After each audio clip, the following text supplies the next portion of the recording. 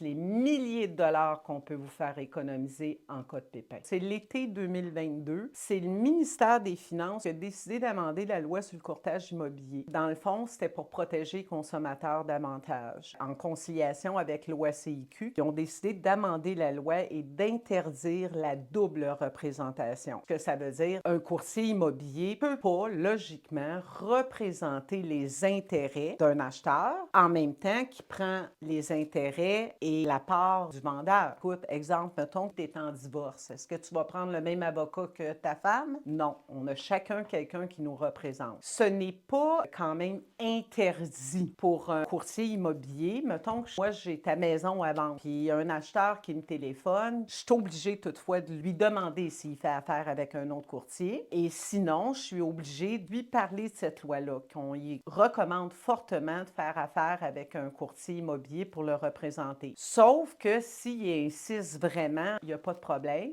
Je suis obligée toutefois de lui dire que je vais lui donner un traitement équitable. Qu'est-ce que ça veut dire, un traitement équitable? Ça veut dire que j'ai le droit de te présenter à la maison, j'ai le droit d'écrire pour toi une promesse d'achat, sauf que je ne te donnerai pas mes conseils. C'est toi qui vas décider du contenu. La seule chose que je suis obligée dans le traitement équitable, c'est de te conseiller de faire une inspection en bâtiment. Et je ne vais pas te représenter. Je ne vais pas aller voir le vendeur et dire, écoutez, c'est un jeune petit couple bien sérieux qui ont été qualifiés, puis je ne vais pas vendre ta salade. Ce que je vais faire, je vais tout simplement déposer l'offre d'achat. Conclusion, là, il n'y en a pas de raison de ne pas vous choisir un courtier immobilier pour vous représenter. Il va vous servir d'expert conseil. Il est en formation continue, c'est obligatoire. Il connaît son métier. Il y a plein d'avantages à faire affaire avec un courtier immobilier. Souvent, surtout les vendeurs, ce qu'ils voient, c'est « Oh, ça coûte cher! » Savez-vous comment ça peut vous coûter cher de ne pas être représenté? Quand on parle de la commission, c'est très peu versus les milliers de dollars qu'on peut vous faire économiser en cas de pépin.